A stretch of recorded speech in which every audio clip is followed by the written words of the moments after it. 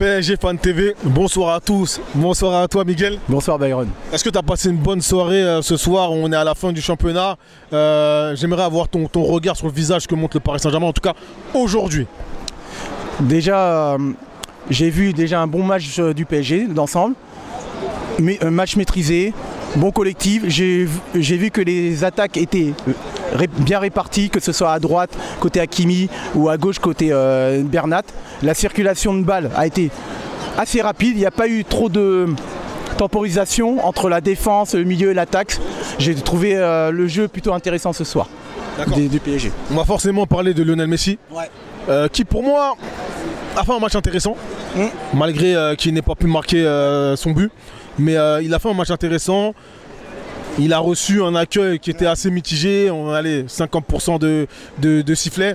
Oui. Certains l'ont ovationné. Toi, quel est ton regard personnel sur ce joueur et surtout sur sa prestation de ce soir?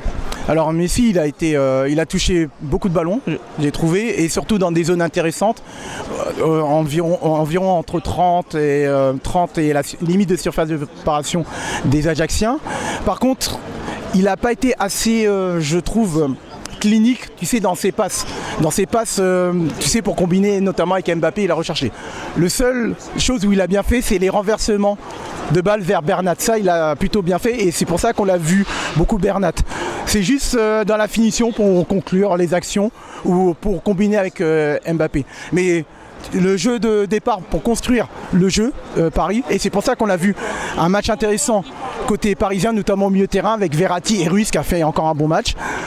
C'est ça que j'ai trouvé intéressant, comme tu l'as dit Baron, c'est au début des actions. Pour terminer sur Messi, est-ce que tu espères, bon, même si c'est un peu le départ est un peu entamé, plus ou moins, en tout cas c'est ce qu'on peut en croire si on lit la presse, mais quel est ton regard sur cela? T'aimerais qu'il reste au Paris Saint-Germain?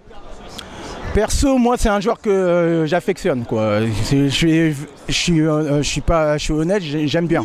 J'aime bien.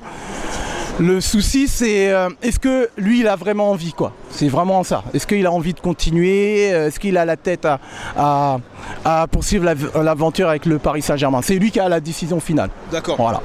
Pour terminer, je vais te parler de Bernat, qui a du mal à revenir à son meilleur niveau. C'est le cas de le dire. Moi, je l'ai trouvé moyen ce soir, même s'il était dans les. Tu vois, d'accord avec toi. Tu vas me dire pourquoi t'es pas d'accord, mais je te dis pourquoi je pense ça, notamment sur les dernières passes.